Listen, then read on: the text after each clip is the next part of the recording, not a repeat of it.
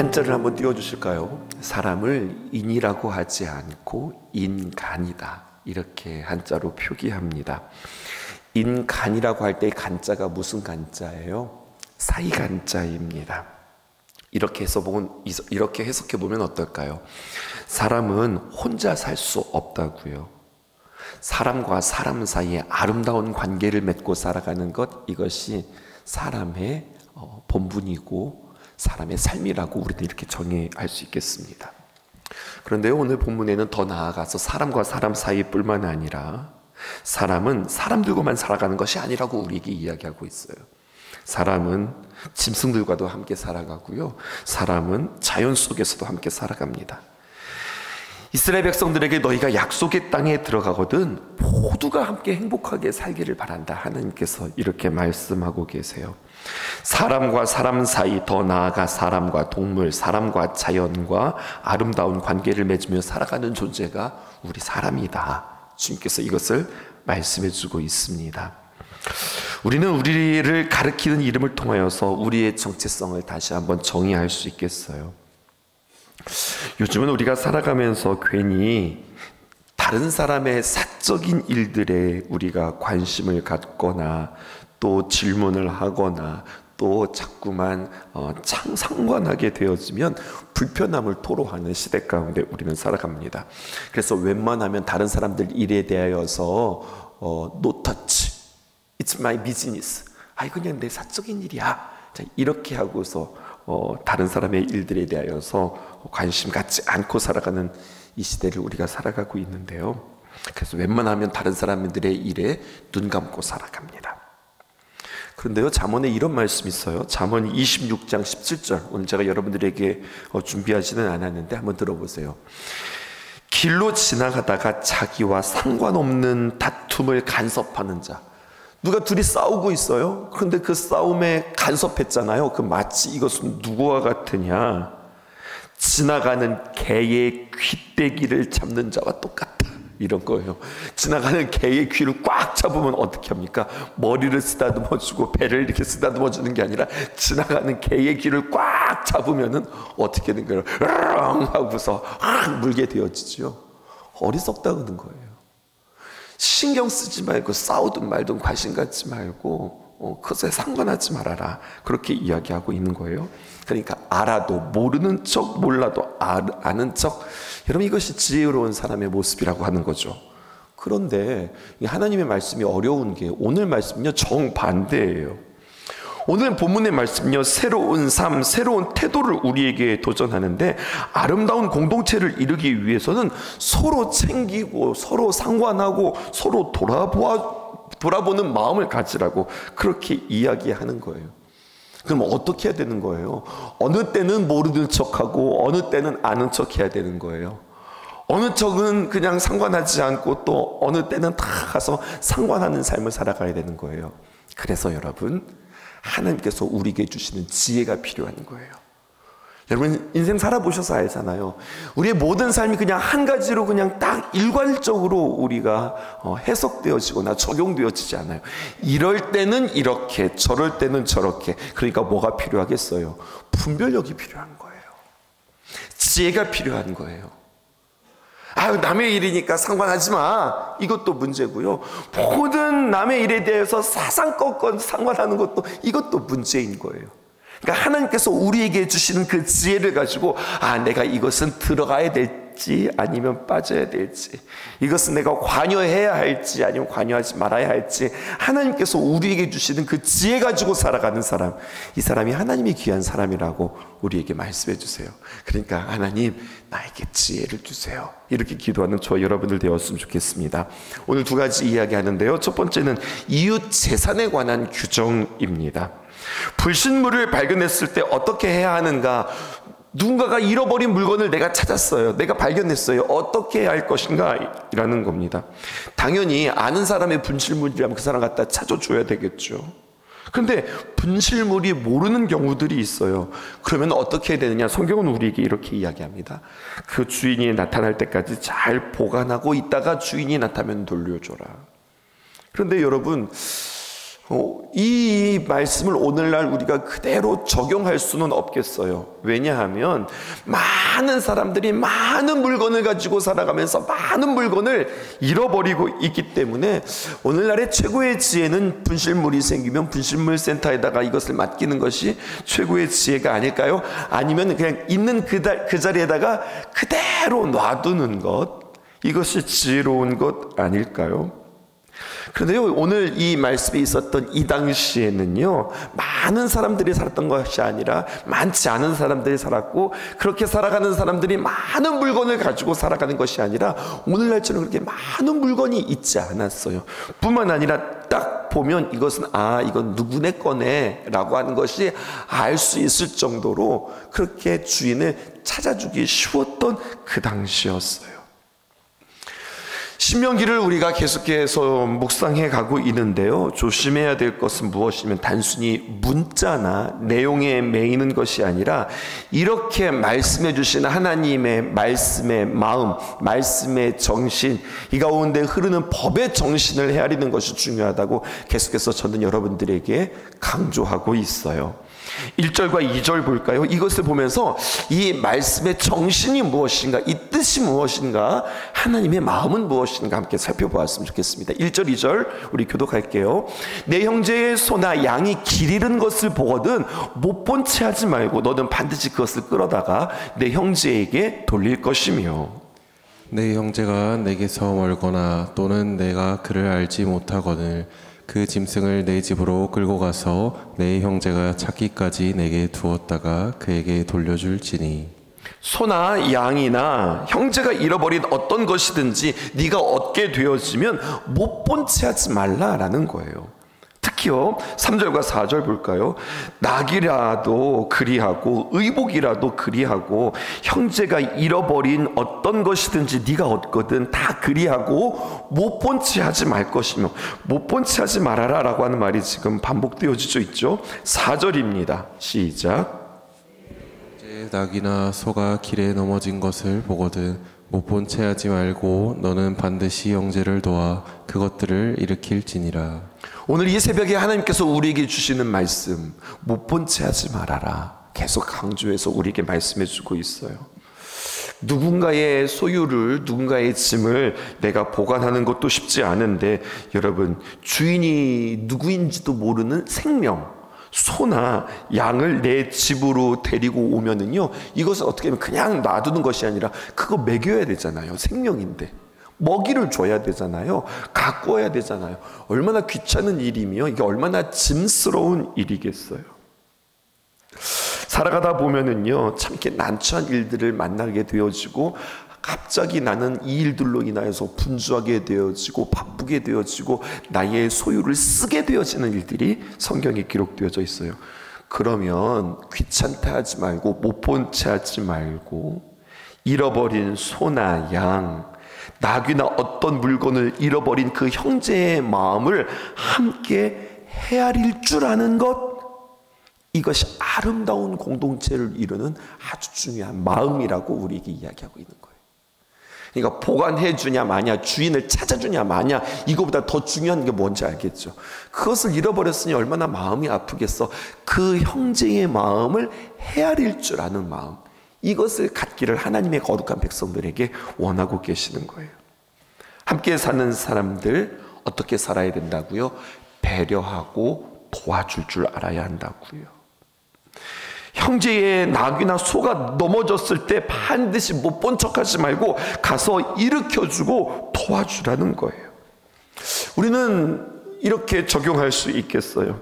아름다운 공동체, 하나님의 귀한 공동체는 바로 무엇이냐? 타인의 상황에 민감한 공동체다. 여러분, 이 사람이 복받는다고 성경이 우리에게 이야기하고 있어요.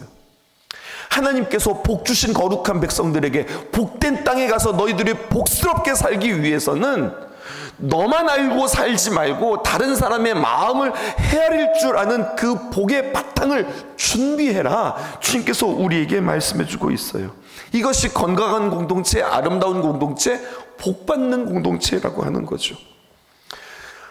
신약에서는요, 이것을 조금 더 구체적으로 우리에게 이야기하고 있습니다. 하나님의 거룩한 공동체 교회는 그리스도의 몸이라고 이야기해요. 에베소서 4장 15절에서 16절에 있는 말씀입니다. 오직 사랑 안에서 참된 것을 하여 범사에 그에게까지 자랄지라. 너희들은 사랑 안에서 헛된 것 하지 말고 거짓된 것 하지 말고 참된 것 해라. 그리고 그것을 하면서 너희들이 쭉 자라나는데 어디까지 자라가느냐? 그리스도에게까지 자라난다. 이걸 어떻게 살아가느냐? 주님은 이렇게 이야기해요. 예수님은 우리의 머리다. 곧 그리스도가 우리의 머리다 라고 이야기하면서 16절에 참된 것을 행하고 그리스도의 분량까지 자라나는 것은 무엇이냐를 이렇게 설명하고 있어요. 그에게서 온 몸이 각 마디를 통하여 도움을 받음으로 연결되고 결합하여 각 지체의 분량대로 역사하여 그 몸을 자라게 하며 사랑 안에서 스스로 세우느니라. 한 몸이라고 우리에게 말씀해 주시죠. 여러분, 신앙생활하면서 이 비유 진짜 많이 들어보셨을걸요. 그리스도인들은 한 공동체, 한 몸이다.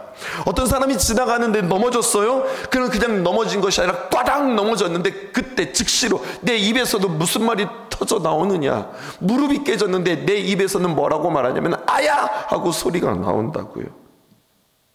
그것만 있을까요? 갑자기 내 눈이는요, 갑자기 눈물이 핑 돌더니 눈물이 철철 흘렸을지도 모르겠어요.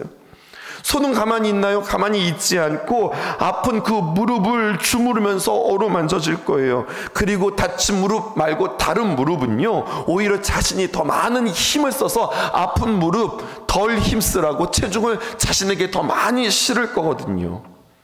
여러분, 무릎 하나가 깨졌을 뿐인데 입이 아 하고 눈이 눈물을 흘리고 다른 쪽 발은 자신이 더 짐을 지고 그리고 손은 막 와가지고 다리를 주무르는 것, 여러분 온몸이 반응하죠. 잘하는 비유 아니겠어요?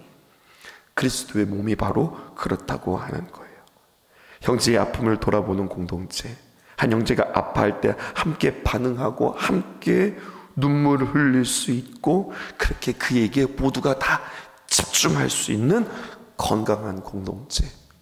오늘은 돌아보면서 혹여나 우리가 함께 신경 써야 하고 챙겨야 할 사람은 누구인지 생각할 수 있는 저와 여러분들 되어지기를 원합니다.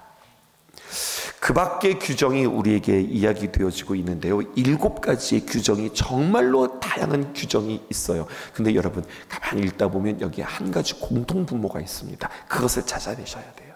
이것이 미션입니다. 보실게요. 5절입니다. 여자는 남자의 복을 입지 말 것이요 남자는 여자의 의복을 입지 말 것이라. 이같이 하는 자는 내 하나님 여호와께 가증한 자니라. 그 당시의 옷은요, 단순히 몸을 보호하는 것 아니면은 멋을 내는데 그 의복만의 스타일을 말하는 것이 아니었습니다. 원어를 살펴보면은요, 이 여성, 남성 할 때 이 의복뿐만 아니라 성은 하나님께서 그 사람에게 주신 선물이고 정체성을 분명히 해야 할 것. 의복은 그 사람의 신분과 역할을 나타낸다 하였어요.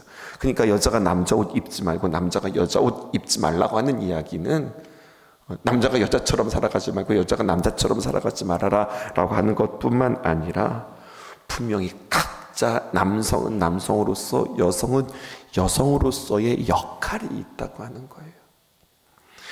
오늘날 시대를 유니섹스 시대라고 이야기합니다. 이게 무슨 말이냐면 유니 하나라는 거거든요. 그러니까 남자가 여자 옷을 입기도 하고요, 여자가 남자 옷을 입기도 하고, 이게 여자 옷인지 남자 옷인지 별로 그렇게 구분이 되어지지 않는, 누가 입어도 이상하지 않은 맨티라든지 뭐 그런 옷들 있어요. 이런 것들이 우리에게 익숙해요. 이런 옷을 입지 말라라고 하는 것이 아니라 이 정신을 보시란 말이에요. 무엇이냐? 정체성을 분명히 해야 할 것, 성을 섞지 말 것, 동성애, 우상숭배 행위를 하지 말 것. 여러분, 이것을 우리에게 이야기하고 성경은 명확하게 우리에게 이야기하는 바, 이것은 가증한 것이다. 우리에게 이렇게 말씀하고 있어요. 하나님의 질서를 깨뜨리지 말라는 거예요. 남자는 남자의 역할을 다하고 여자는 여자의 역할을 다하라고 말씀하는 것은 단순히 그냥 성별뿐만이 아니에요. 이것을 우리는 확장해서 해석하셔야 됩니다. 내가 속한 가정, 내가 속한 교회, 내가 속한 공동체에서 하나님께서 나에게 주신 선물, 나에게 주신 역할이 있다는 거예요. 남자로서 할 수 있는 역할이 있고 여성으로서 할 수 있는 역할, 굳이 성의 구분뿐만 아니라 어머니로서 해야 할 역할, 자녀로서 해야 할 역할, 리더로서 해야 할 역할, 팔로워로서 해야 될 역할, 그 나에게 주어준 역할이 상황에 따라, 위치에 따라, 때에 따라 계속해서 달라지는 거거든요. 내게 주신 역할은 무엇인가? 이것을 고민할 수 있는 저와 여러분들 되어지기 원합니다. 6절에서 7절 읽어볼게요. 길을 가다가 나무나 또 땅에 있는 새의 보금자리에 새 새끼나 알이 있고 어미새나 그 새끼가 알을 품는 것을 보거든 그 어미새와 새끼를 아울러 취하지 말고. 7절입니다. 어미는 반드시 놓아줄 것이요 새끼는 취하여도 되나니 그리하면 내가 복을 누리고 장수하리라. 오늘 말씀을 한참 읽었습니다. 도대체 하나님께서 이것을 통해서 무엇을 말씀하시려고 하는가? 심지어는요, 그냥 어떤 우리들의 삶의 지침이 아니라 마지막에는 뭐라고까지 이야기하면 내가 복을 받고 장수하리라. 이것을 하면은 너희들이 복 받는 비결이다. 우리에게 이렇게 이야기하고 있어요. 이렇게 섬세하다 못해 이렇게 자잘한 한목까지 언급하고 있다고 참 신기하면서 이 말씀을 읽다가 무릎을 탁 치는 순간이 있었습니다. 여러분, 놀랍게도요, 그냥 스쳐 지나갈 이 말씀, 오늘날 우리라고는 별 상관이 없는 말씀이에요 라고 생각하는 이 말씀에 여러분, 하나님이 이 말씀을 아주 중요한, 아주 핵심가치 하나를 우리에게 이야기하고 있어요. 당시 하나님의 말씀을 가르치고 또 이 하나님의 귀한 말씀을 연구했던 당대의 랍비들은요, 이것을 계명 중에 가장 작은 것일 뿐만 아니라 이것은 가장 기초가 되어지는 율법이다, 이렇게까지 이 항목에 6절과 7절에 이렇게 이름을 붙이고요, 심지어는 별명을 붙였는데 뭐라고 했냐면요, 둥지율법, 이렇게 이야기하고 있어요. 오늘날 우리는 새에 대해서 별로 관심이 없죠.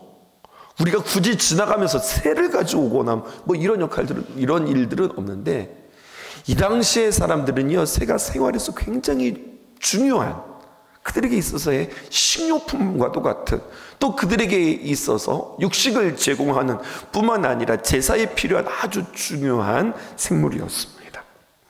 그런데 여러분, 이것을 통해서 하나님께서 기뻐하시는 마음, 이것은 바로 무엇이냐, 이겁니다.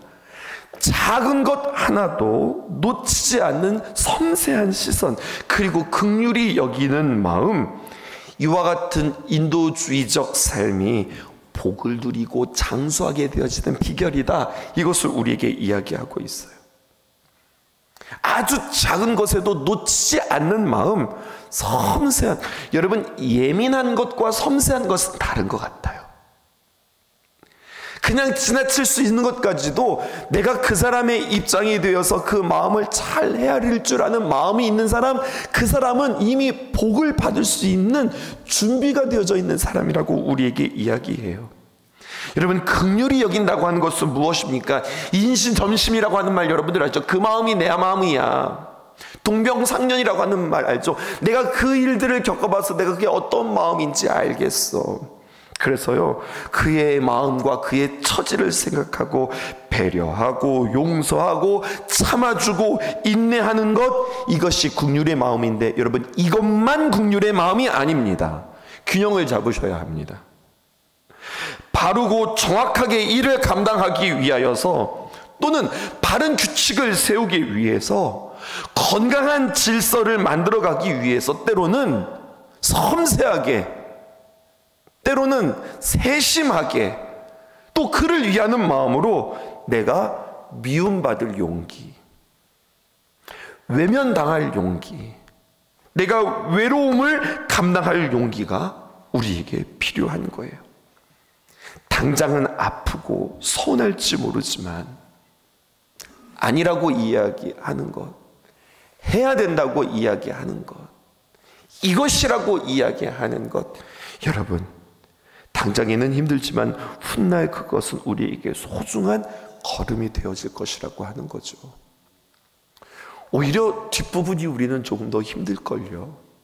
기다려주고 참아주고 바라봐주고 용기를 실어주는 것, 여러분 이것도 중요하지만 때로는 엄격하게, 때로는 분명하게, 때로는 단호하게, 그것이 나의 고집과 나의 생각과 어떤 나의 입속을 위해서가 아니라 그를 위해서, 공동체를 위하여서 우리가 때로는 굳게 흔들리지 않는 이러한 마음의 태도도 중요하다고 하는 겁니다. 섬세하게 돕고 섬세하게 살피고 섬세하게 짐을 주는 것, 이 마음 달라고 주님 앞에 기도하셔야 되겠어요? 8절 보실까요? 내가 새 집을 지을 때에 집을 난간을 만들 때에 사람이 떨어지지 않게 하라. 그 피가 내 집에 돌아갈까 하노라. 하나님께서 이스라엘 백성들에게 집을 건축할 때 집 건축의 난간까지도 이야기하면서 사람이 떨어질지 떨어지지 않을지, 사람의 생명에 대해서 아주 중요하게 이야기해요. 아이들에게 집을 그리라고 하면은요, 우리 아이들은 어떻게 지붕을 그리냐면 뾰족한 지붕에 이렇게 네모난 집을 그리죠. 하지만 이스라엘 아이들에게, 그 당시 아이들에게 집을 그리라고 하면 아마 집을 네모나게 그렸을 거예요. 이들의 옥상은 이게 지붕이 아니라 그냥 이렇게 평평한 그러한 난간이었습니다. 이 지붕은, 이스라엘 당시의 지붕은 평평하였고 그곳에서 잠을 자거나 그곳에서 휴식의 장소로 쓰였던 곳이 바로 옥상이었어요. 그렇기 때문에 지붕에서 언제나 떨어질 수 있는 위험이 있었습니다. 그래서 이것들에 대해서 주의하도록 해라. 어떤 정신일까요? 하나님은 하나님의 귀한 백성을 안전하게 보호하게 하시는 하나님의 마음을 우리는 알게 되어지죠. 9절 보실까요? 계속해서 공통분모를 발견하셔야 돼요. 내 포도원에 두 종자를 섞어 뿌리지 말라. 그리하면 내가 뿌린 씨의 열매와 포도원의 소산을 다 빼앗길까 하노라. 농사 지을 때도 마찬가지예요. 한 종자는 한 곳에 경작을 합니다. 그리고 식물을 자연의 상태로 둘 것을 이야기해요. 우리는 봄이 되면 이거 심었다가 거두고 그 다음에 다른 거 심었다가 또 거두고 때로는 이것도 하고 저것도 하게 되어지는데, 그럼 한 땅에 하나만 심어야 되나? 이런 뜻이 아니에요. 두 종자를 심으려고 할 때는요, 그 당시, 오늘날 우리의 이야기가 아니라 그 당시는 어떤 뜻이 있었냐면요, 우리가 효율을 생각하는 거예요. 효과를 생각하는 겁니다. 더 많은 수확을 내려고 하는 욕심에서 비롯되어진 거예요. 사람의 욕심을 따라서 가게 되어지면 때로는 자연이 훼손되어지고 파괴되어진다는 겁니다. 두 종자를 심으려고 하는 것은요, 더 많은 수확을 내려고 하는 욕심에서 비롯되어진다는 거예요. 우리에게 적용해 볼까요? 이제 봄이 되어서 우리가 농사를 짓게 되어질 텐데, 과도하게 우리가 욕심껏 내기 위하여서 혹여나 토양이나 혹여나 자연들을 심각하게 훼손하고 파괴하는 우리들의 모습은 아닌가, 이렇게 적용해 볼 수도 있겠어요. 또 10절 보실까요? 너는 소와 나귀를 결의하여 갈지 말지라, 이렇게 이야기합니다. 계속해서 좀 공통된 분모들이 나오고 있습니다. 결의가 뭔지를 좀 해석해 보십시다. 두 마리의 짐승이 함께 끄는 쟁기를 결의라고 이야기를 해요. 소와 나귀가 함께 결의를 끌면 문제가 생겨요. 어떤 문제가 생기냐? 소와 나귀가 있습니다. 뭐가 더 세지요? 소가 센 겁니다. 나귀는 그 발을 맞추기에 너무나도 힘이 드는 겁니다. 그러면 어떻게 되느냐? 농부는 약한 쪽을 매질하면서 이리야 빨리 가 하면서 계속해서 매질할 거라는 거죠. 자신의 잘못을 말 못하는 짐승에게 전가하고 화풀이할 수도 있습니다. 약속의 땅에서는요, 짐승들도 함께 복된 존재가 되라. 그렇게 다루지 말아라. 없다고 이것 아무거나 이것 갖다가 저것 갖다가 그렇게 쓰지 말아라 이야기하는 거예요. 11절 보세요. 이렇게 또 이야기합니다. 양털과 배실로 섞어 짠 것을 입지 말아라. 양털과 배실로 함께 섞을 수 없다는 이야기예요. 이제는 여러분들 공통분모를 발견하셨어요? 남자와 여자의 의복을 구분할 것, 5절에 있는 말씀. 또 9절에 밭에 두 종자를 함께 뿌리지 말 것. 또 10절에 당시 밭을 갈 때에 사용했던 동물인 소와 나귀를 함께 묶어서 밭을 갈지 말 것. 또 11절 옷감을 짤 때 양털과 배실로 함께 섞어서 짜지 말 것. 여기에는요, 하나의 하나님의 정신이 담겨져 있습니다. 그것은 바로 무엇이냐면 이스라엘 백성들이 영적으로 해석하는 거예요. 하나님 앞에서 오직 너희는 하나님의 법과 하나님의 율법에 따라 섞이지 말고 순결하라. 이게 복받는 비결이라고 우리에게 이야기하고 있어요. 하나님의 말씀에 다른 이방의 종교의 풍습이나 규례를 끌어들이지 말라, 이겁니다. 하나님의 백성 복받는 비결은 무엇이냐? 그들은 순결하라 라고 하는 겁니다. 그리고 오늘 12절에서 마무리되어지는데요, 이렇게 마무리를 하는 겁니다. 겉옷의 모양인데요, 너희는 너희가 입는 겉옷의 내 귀에 술을 만들어라. 하나님은 이스라엘 백성들의 겉옷 내 귀 끝에 여러 실을 길게 꽈서 만든 술을 다루라는 거예요. 여러분, 커튼에 보면 커튼에 이렇게 술 같은 것들이 달리죠. 그런 것을 상상하시면 되겠습니다. 이것은 무엇입니까? 하나님의 백성이 하나님의 명령을 기억하고 그것을 볼 때마다, 맞아, 우리는 하나님의 거룩한 백성이지 라고 하는 거예요. 쉽게 말하면 이런 거랑 똑같을걸요. 우리가 예수님 믿는 사람으로서 내가 하나님을 사랑하고 십자가를 참 사랑하는 마음으로 나 하나님의 사람이야 기억하기 위해서 십자가 목걸이를 달면서 살아가는 것, 그거와 비슷한 이치가 아닐까요? 옷깃의 긴 술은 눈에 띄울 수밖에 없었습니다. 그리고 그것을 볼 때마다 와 멋있네, 와 고급지네, 이것이 아니라 그것을 볼 때마다 하나님의 계명을 생각하게 했던 거예요. 그렇게 그 하나님의 귀한 계명을 통하여서 내가 누구인가, 나는 무엇을 위해서 살아가는가, 나는 어떻게 살아가는가, 그래서 나는 지금 무엇을 하고 있는가, 이것들을 계속해서 구분했다는 거죠. 오늘 여러분들이 귀한 삶에 옷에 달린 그 긴 술이 여러분들에게 보이기를 원합니다. 세상의 풍조에 함께 섞이는 것이 아니라 나는 끊임없이 이 세상의 풍조 가운데서 나를 구별하고 분별하면서 하나님께서 기뻐하시는 것은 무엇일까? 이렇게도 살고 저렇게도 살고, 그것이 아니라 내가 분명하게 깨달아지는 바, 하나님께서 기뻐하시는 것이기에 내가 그것을 먹지 않습니다, 내가 그것을 가지 않습니다, 그것을 보지 않습니다, 그렇게 말하지 않습니다, 그렇게 선택하지 않습니다. 하나님께서 나에게 주시는 직감이 있고 양심이 있고 말씀이 있고 분별력이 있기 때문에 세상 사람들 한다고 다 똑같이 그렇게 하는 것이 아니라, 세상 사람들 그렇게 흉내내는 것에 내가 발빠른 것이 아니라 끊임없이 여러분들 구분할 수 있기를 바랍니다. 연애도 세상 사람들과 다르게 연애하고, 사귐도 세상 사람과 다르게 사귀고, 관계도 세상 사람과 다르게 관계를 맺고, 물건을 구입할 때도 세상 사람들과 다르게 구입하고, 하여튼 뭐든지 내가 하나님의 거룩한 백성으로서 세상과 다르다. 선택하는 것도 다르다. 심지어는 먹는 것도 다르다. 취하는 태도도 다르다. 말하는 말씨도 다르다. 이러한 거룩한 구분들이 저와 여러분들에게 있기를 주님의 이름으로 축복합니다. 내 아버지 품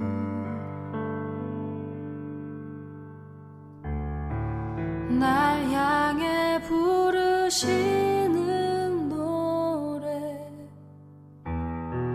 그 한결같은 사랑,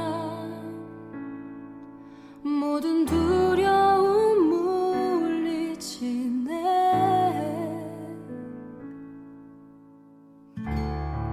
사랑 없는 거리에 나 험한 산길에 맬 때도 자기를 내어 주신 사랑, 죽음도 떠나게 하네. 주님 한 분만으로 난 만족하네. 이 세상 어느 것과도 비교할 수 없으니 주님 사랑만으로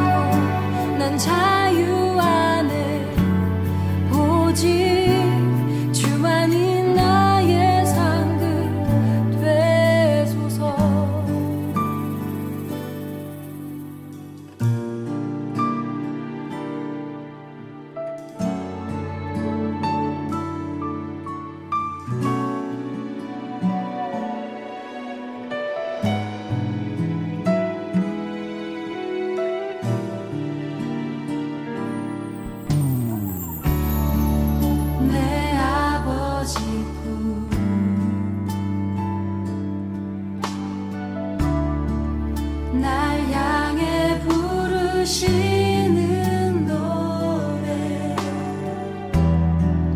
그 한결같은 사랑 모든 두려움 물리치네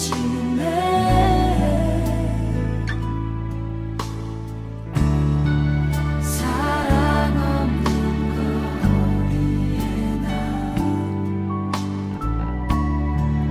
험한 산길에 맬 때도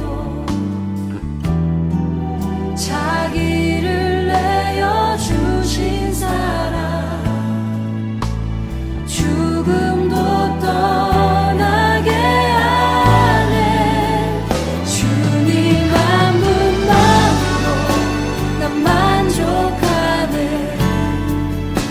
이 세상 어느 것과도 비교할